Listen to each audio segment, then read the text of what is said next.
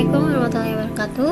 Perkenalkan, nama saya Neni dari Prodi S1 Informatika dengan nomor NIM 20123057. Pada video kali ini saya akan sedikit mempresentasikan proyek UAS dengan tema analisis big data untuk pengambilan keputusan berbasis data dengan studi kasus prediksi chart pelanggan e-commerce menggunakan dataset transaksi. Oke, selanjutnya di sini itu ada dataset yang digunakan adalah dataset transaksi e-commerce sintetis dengan total 20.000 data transaksi dan 12 atribut yang mencakup data pelanggan, data produk, data transaksi, data metode pembayaran, data waktu pembelian, serta data rating pelanggan.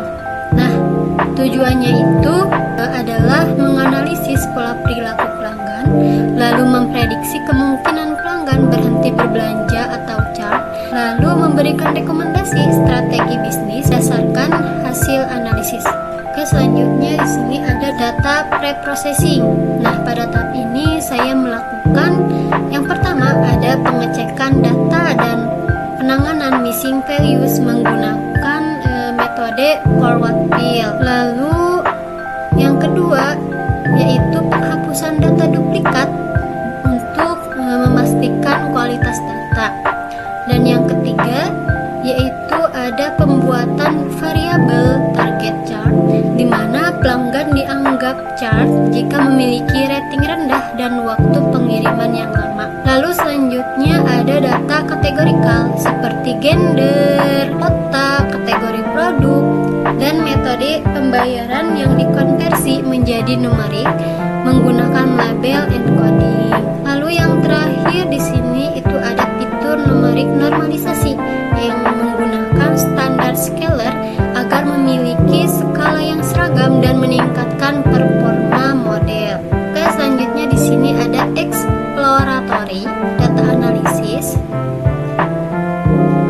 Yang pertama yaitu ada distribusi chart, di mana grafik ini itu menunjukkan distribusi pelanggan chart dan tidak chart. Terlihat bahwa sebagian besar pelanggan tidak chart, namun terdapat sejumlah pelanggan yang berpotensi berhenti menggunakan layanan. Lalu yang kedua yaitu ada total spend versus chart, di mana grafik ini juga menunjukkan hubungan antara total pengeluaran dan chart. Terlihat bahwa pelanggan dengan total belanja rendah cenderung memiliki resiko chart lebih tinggi. Oke, selanjutnya di sini ada data processing.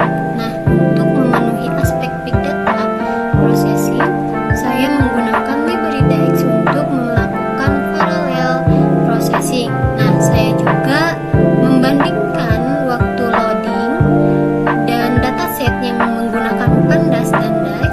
Hasilnya itu menunjukkan bahwa DAX lebih efisien untuk pengolahan dataset berukuran besar sehingga cocok digunakan dalam skenario big data.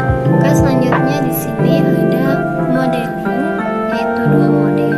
Nah, pada tahap modeling saya menggunakan dua algoritma klasifikasi, yang dimana yang pertama yaitu ada logistic regression dan yang kedua yaitu ada random forest. Nah, dataset dibagi menjadi data training sebesar 80% dan data testing itu sebesar 20%.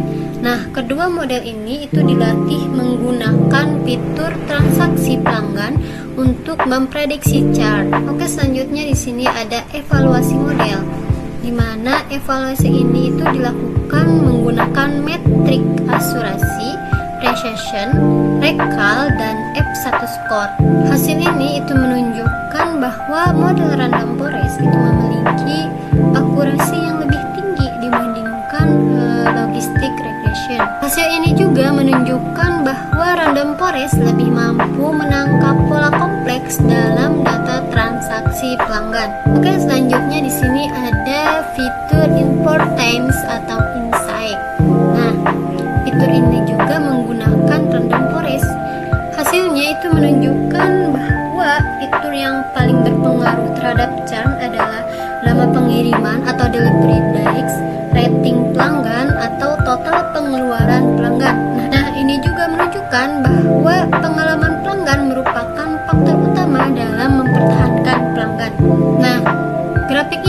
menunjukkan fitur importance dari model random forest. Terlihat bahwa variabel yang paling berpengaruh terhadap churn pelanggan adalah daily clicks, rating, dan total spend. Nah, hal ini juga menunjukkan bahwa semakin lama pengiriman dan semakin rendah kepuasan pelanggan, maka risiko churn akan semakin tinggi. Oke, berdasarkan hasil analisis terdapat beberapa rekomendasi kebijakan yang dapat diambil oleh perusahaan e-commerce. Yang pertama yaitu mempercepat proses pengiriman, terutama untuk wilayah dengan pengiriman lambat. Lalu yang kedua yaitu memberikan voucher atau promosi khusus kepada pelanggan dengan rating rendah untuk meningkatkan kepuasan.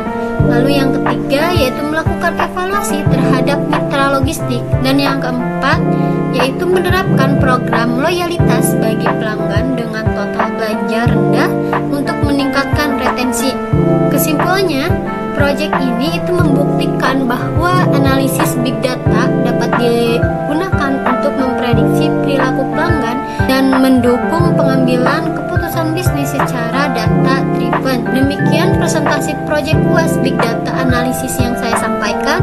Terima kasih atas perhatiannya. Wabillahi taufiq wal hidayah. Wa'afu minkum. Wassalamualaikum warahmatullahi wabarakatuh.